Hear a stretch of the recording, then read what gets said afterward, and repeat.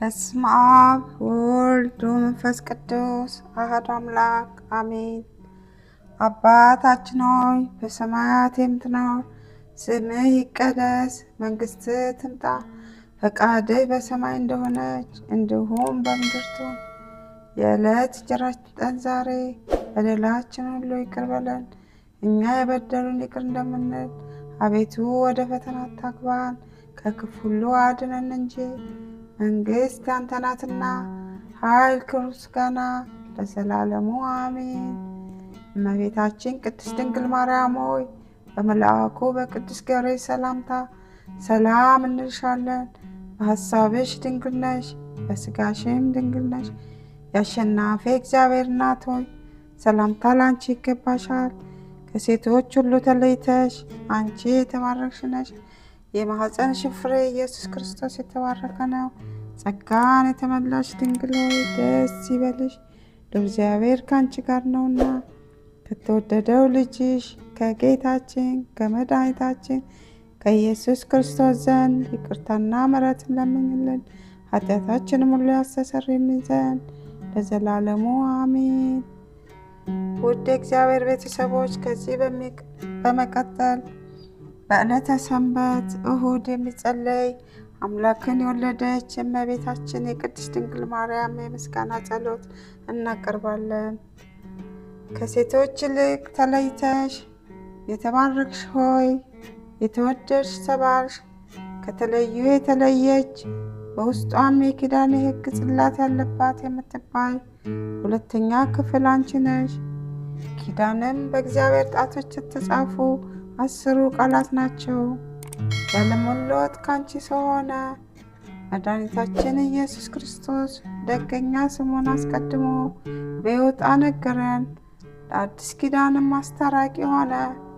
በከበረ ደሙ ፈሳሽነት ወይም መፍሰስ ያመኑትን ንጹሐን የሆኑትን ወገኖች አነጻቸው። ቅድስት ሆይ ለምኝልን። ሁልጊዜ ንጽሕት ይሆንሽ አምላክን የወለድሽ እመቤታችን ሆይ ስለዚህ ሁላችን እናገንሻለን። ሰውን በሚወድ በጌታ ዘንድ ይቅርታን እናገኝ ዘንድ እንለምንሻለን። ወደ አንቺም እናንጋጣለን። ከማይነቅዝ እንጨት የተቀረጸ በውስጥና በውጭ በወርቅ የተለበጠ ታቦት ያለመለየትና ያለመለወጥ ሰው የሆነ የእግዚአብሔር ቃል ይመስልልናል። ይኸውም መለወጥ የሌለበት ንጹሕ መለኮት ነው። ከአብ ጋር የተካከለ ነው። ለንጽሕ በራሷ በሰራት በልዩ ጥበቡ ያለ ወንድ ዘር እንደኛ ሆነ። መለኮቱን አዋህዶ ያለ ርኩሰት ባንቺ ሰው ሆነ። ቅድስት ሆይ ለምኝልን። በእግዚአብሔር ስዕል የተሳሉ ኪሩቤል የሚጋርዱሽ መቅደስ አንቺ ነሽ። ንጽሕት ሆይ ያለመለወጥ ካንቺ ሰው የሆነው ቃል ኃጢአታችንን የሚያስተሰርይና አበሳችንን የሚደመስስልን ሆነ። ቅድስት ሆይ ለምኝልን። የተሰወረ መና ያለብሽ የንጹሕ ወርቅ መሶብ አንቺ ነሽ። መናም ከሰማይ የወረደውና ለዓለም ሁሉ ሕይወትን የሚያድለው ኅብስት ነው። ቅድስት ሆይ ለምኝልን።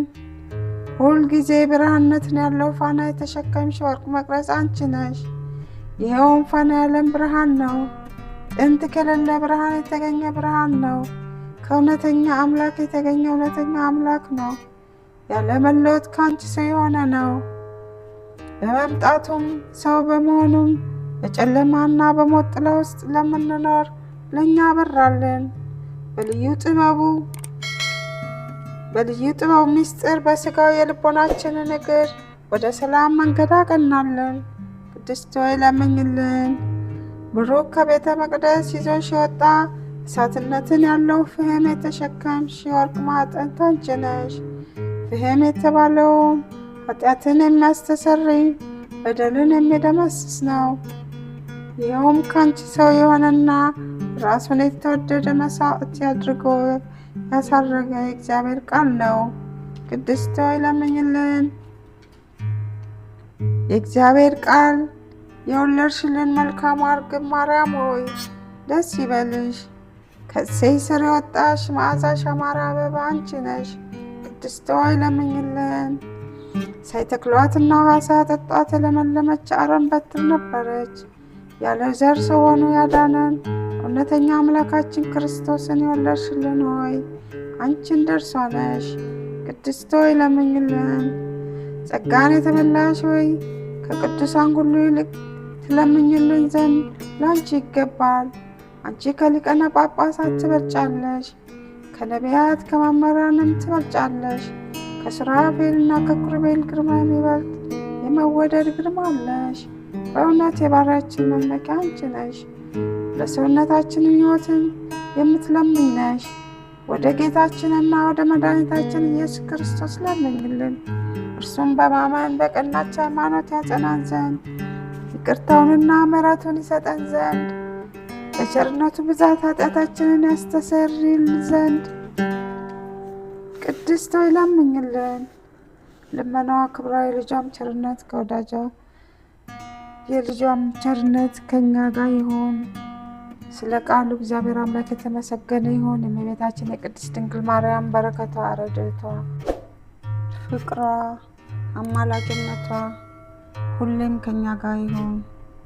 ሁሌም ይህን ቪዲዮ እስከ መጨረሻ ስለምትከታተሉና ቤተሰብ ስለሆናችሁ እናመሰግናለን።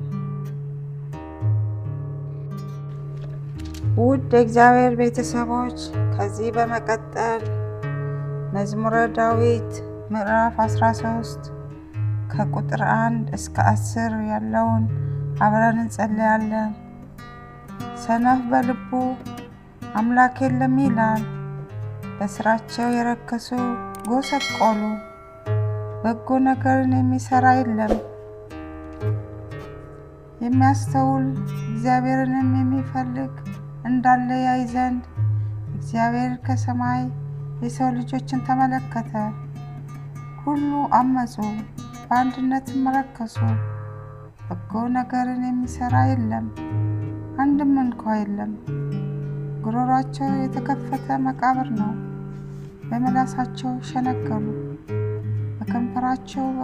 ከከንፈራቸው በታች የእባብ መርዝ አለ።